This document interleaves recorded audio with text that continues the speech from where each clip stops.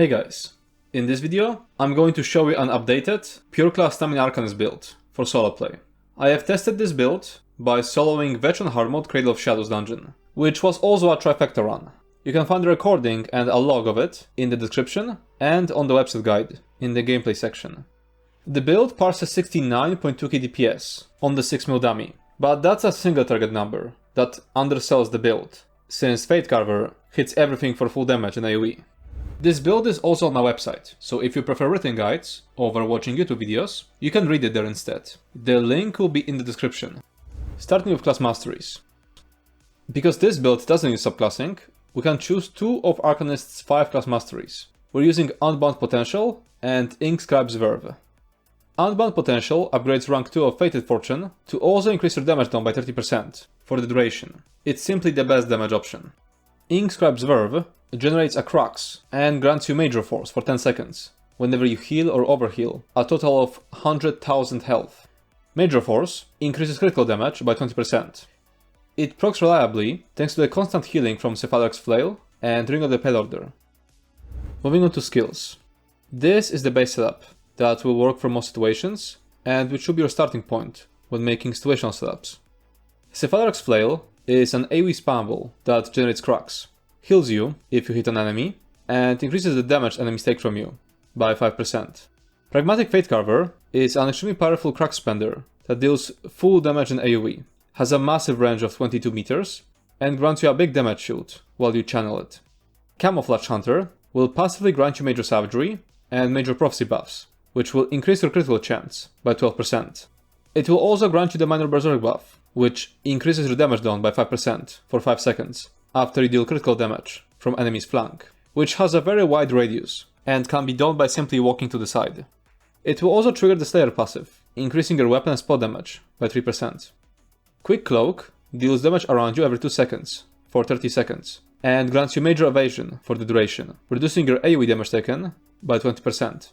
The damage it deals will also continue to proc your weapon enchantments, even while you channel Pragmatic Fatecarver, which is important because you can't light attack while beaming.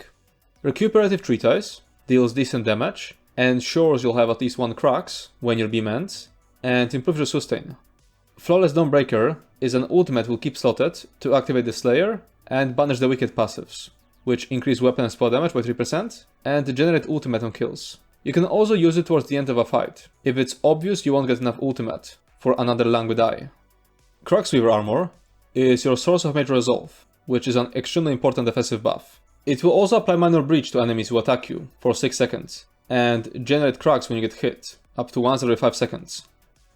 Ulf's Contingency, with the Bleed, Lingering Torment, and Resolve combination on it, is a 22-second dot, which will also grant you Minor Resolve, increasing your armor by 2,974. Elemental Susceptibility is an extremely strong ability that does a multitude of things. It's completely free to cast, so it will help you sustain. It applies Major Breach, which reduces enemies' armor by 5,948, which is a massive damage increase. It also applies Burning, Chilled, and Concussed stats effects at the beginning and then every 7.5 seconds. All of these stats effects deal decent damage, but Concussed will also apply Minor Vulnerability for 4 seconds, increasing enemies' damage taken by 5%, and Chilled will also apply Minor Maim for 4 seconds, reducing enemies' damage done by 5%. It will also apply Minor Brittle for 4 seconds if you were on your Ice Staff bar when the Chilled effect procced, and Ice Staff will be part of the instanced gear setup.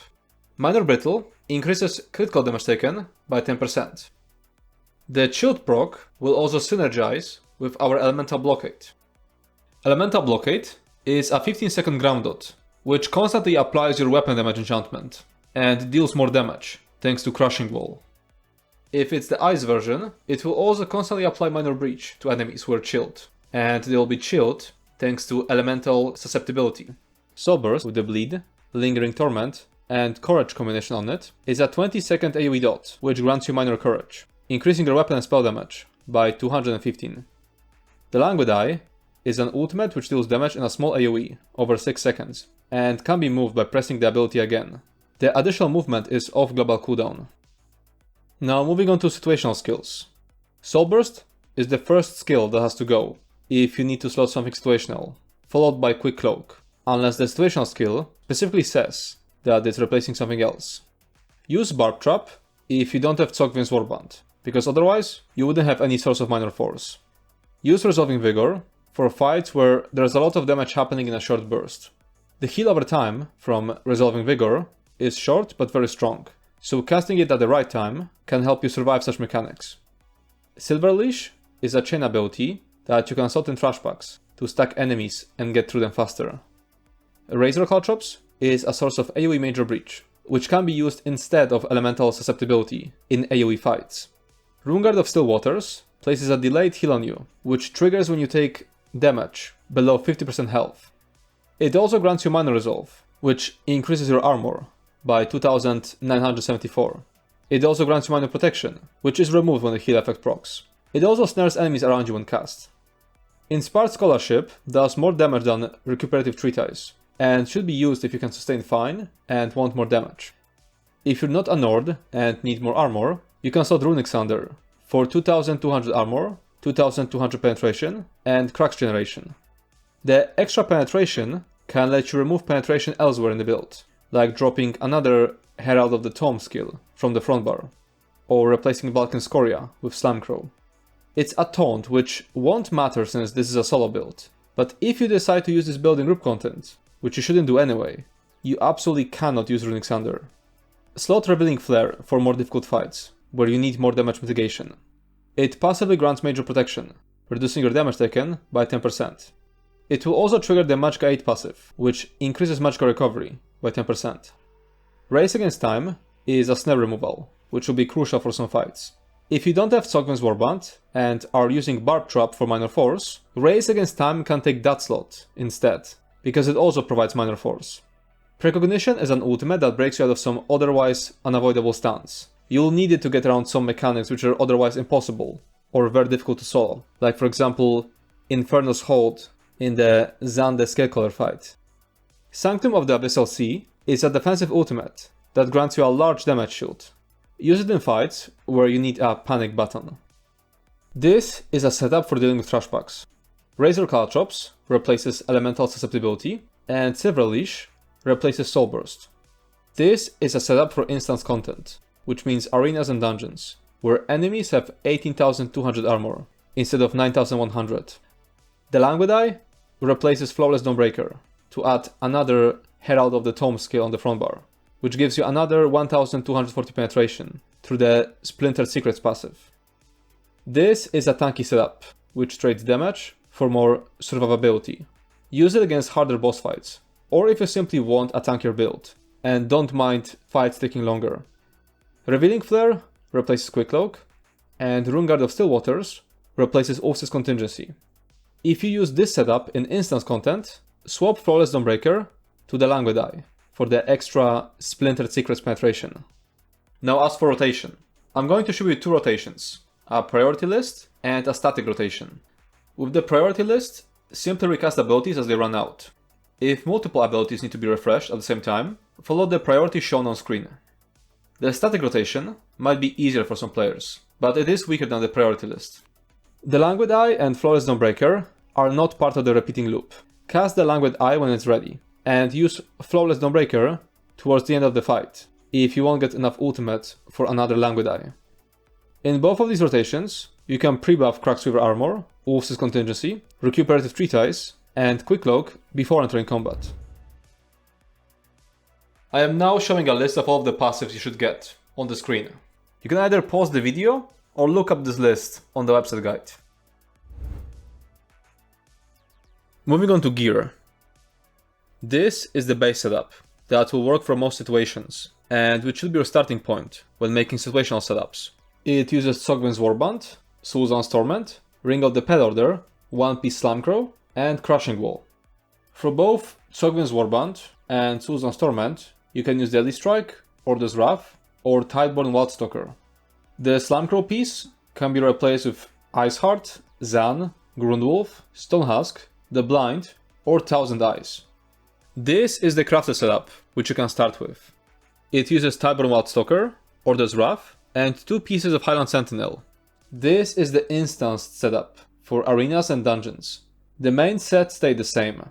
Vulcan Scoria replaces Slime Crow because it provides the extra penetration needed against instance enemies. The Inferno Staff is replaced with an Ice Staff because Ice Blockade provides minor breach. Fallback gear is mostly the same. War of the Depths is now the first replacement for Suzanne's Torment, while Crag, Archduke Devrick, Lady Maligda, or Blackjack Monstrosity can replace Vulcan Scoria.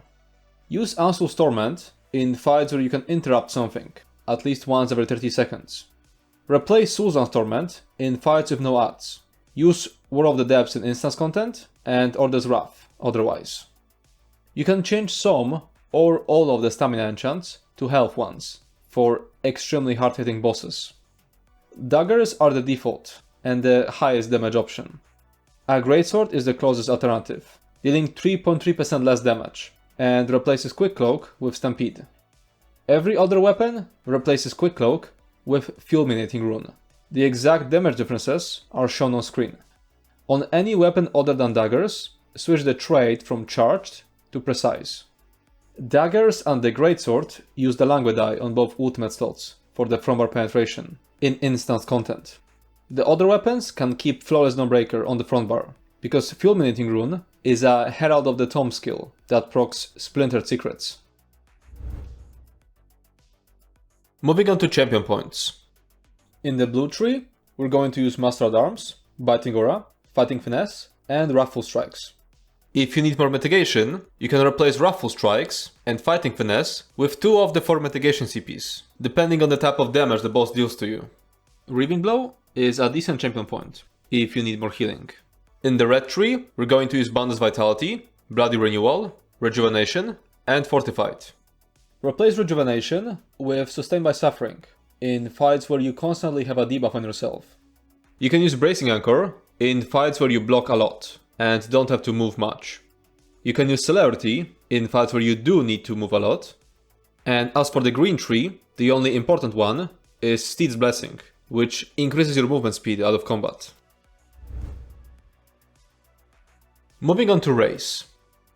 For solo, you need both damage and survivability, so every race brings something to the table. I use Nord because in difficult solo content, the armor ratio is worth the DPS trade-off.